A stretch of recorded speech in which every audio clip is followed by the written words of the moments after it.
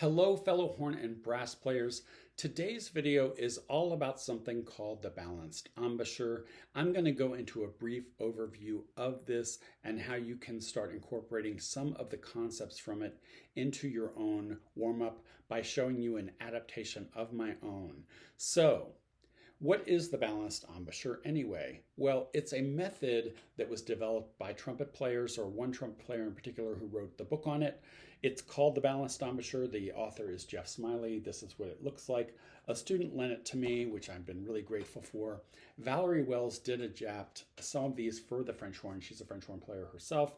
And this little tome is just the exercises. So you do have to read Jeff's book first to really understand it, and then you can use Valerie's adapted exercises as you like. So, as I said, it's calisthenic, it's not musical. It was originally developed for trumpet players in terms of helping them build their upper registers. And it involves a smooth transition and balancing the air in the lips by using two exaggerated ranges of motion. One is an extreme, what they call roll out, which I call fish lips, where we have all of the red of our lips exposed by bringing our corners all the way in like this. Now, the opposite of this is something they called a roll out, a roll in rather, where we have all the red invisible, where we clamp our lips together like this. Now, one of the challenges I had before reading this book about this method was that neither one of these are positions that we actually use to play in. But the theory is that if we adapt these very extreme positions and transition between them, we actually train our bodies how to develop this natural balance. So, we have these extreme register changes. We also have traveling over a greater distance. So that's the one thing I like, because my own method, horn flow, is based on harmonic slurs over great distances. We don't stick to a half scale or a scale, or hang out on long tones that cover a fourth in 10 minutes. I don't find that particularly productive.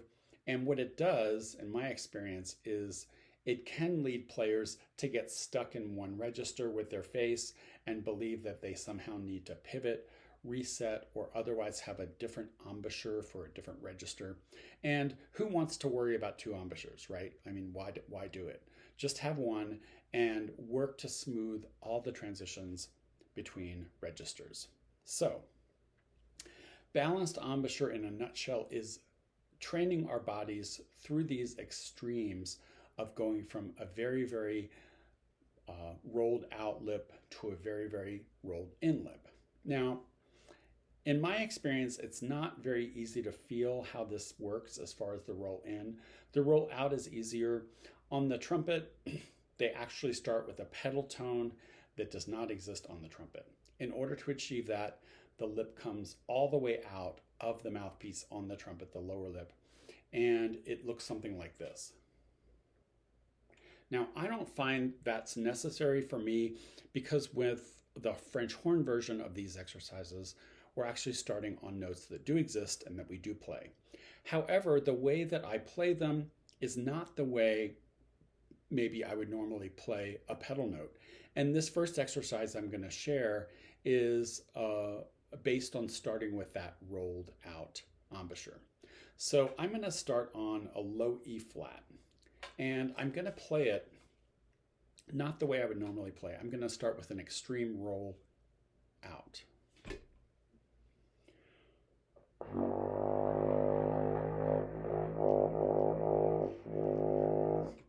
Now, the idea of this is to create a very small opening, even for that pedal note. And from here, in this one exercise I'm going to share with you, I'm actually going to travel all the way from that E flat 2 octaves higher.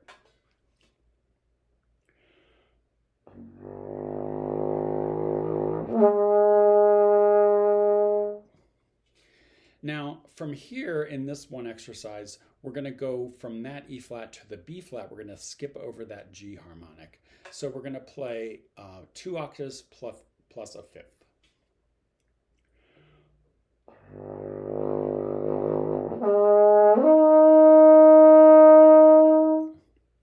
And from here, I'm going to continue up to the E flat, covering 3 octaves.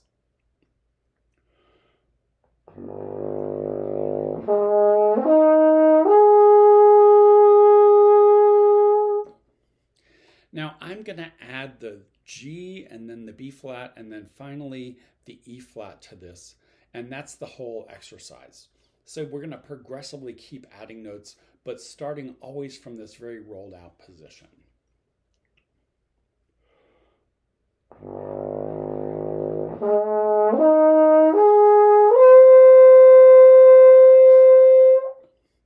And I should add that there is a rather unmusical suggestion that I do think is helpful, where we puff air very kind of like a hard accent on every note, so that we're exaggerating this change of air velocity and pressure as well.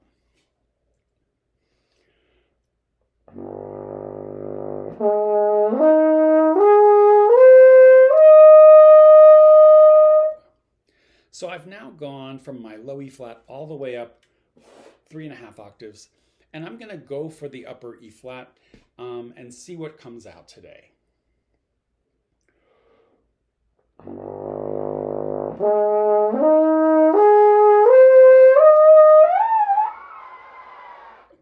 So I got some squeak notes and then mainly air.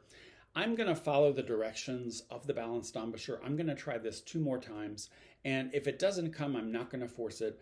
What I am trying to do is be a little bit conscious of going from a more open O to a more extreme E vowel, as well as not using any more pressure than I would normally use, even for the low range, trying not to add a lot of pressure going up.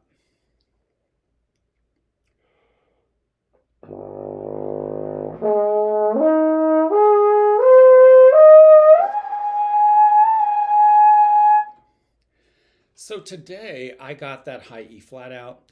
If I was going to continue this exercise, I would go up chromatically to an E, then finally to an F. So you can see that this is a very different approach to building the high register than simply trying to pound out high notes or starting in this register and gradually going up in segments. We're covering this all the way from the pedal notes, so that was 4 octaves of the E flat. Now I'm going to share with you how you might adapt something like this in your own practice. I'm going to share how I'm doing it in my own warm-up, which if you've seen some of my other videos, this is my low to high harmonic warm-up. Now I've used this with adults. I've used this with people that haven't played in months. I've used it with students who were starting out the first week. And what I find is by starting on the pedal register, it achieves very similar goals to this, right? Because we're starting in a position of relaxation and then we're adding harmonics progressively. And so the first phrase that I play every day covers an octave and a half from a low B flat written all the way up to an F in the staff and back down. So in this case, I'm actually going to take that same exercise that you may have done with me in some of my classes or seen me do, and I'm going to add a return to the low B flat and the F at the very end. So it's going to sound like this. Normally, this is what it would sound like.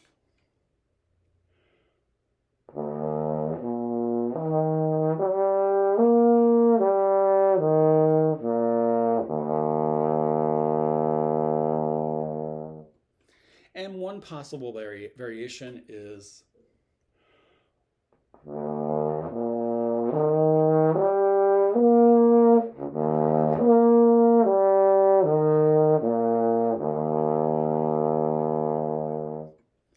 so I'm going to continue this. I'm just going to show you one more iteration, which is the next half step, which is going to be my B natural or the concert E.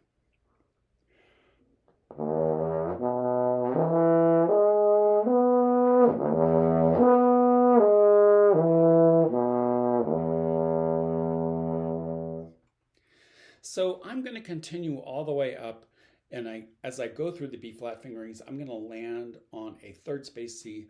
I'm going to jump ahead and show you what the next adaptation of this looks like for me. Now this is a slur that I'm going to take from the pedal C 2 octaves up. So I'm going to go all the way from my pedal C up to the C third space in the staff, back down. And this time I am going to add that 2 octave slur.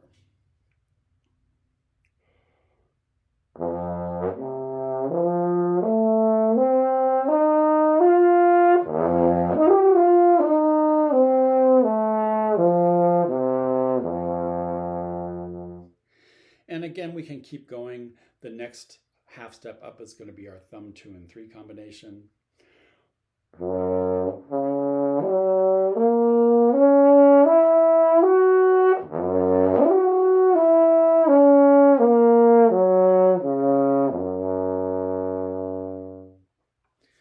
So I've actually found this to be very helpful, and adding this exaggerated slur over the distance that I'm covering in my own harmonic warm-up, I found it's been really helpful in just the short time I've been doing it. And this is one way you can start gradually introducing this idea without injuring yourself if you haven't read the book and doing anything too extreme.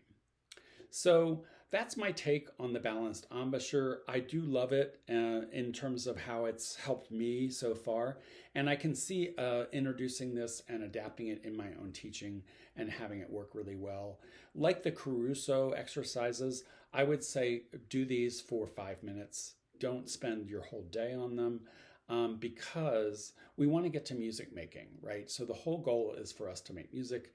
I like my warm-up because I can actually make phrases out of it. And again, whatever you do, think about expanding the range and the distance of your warm-up.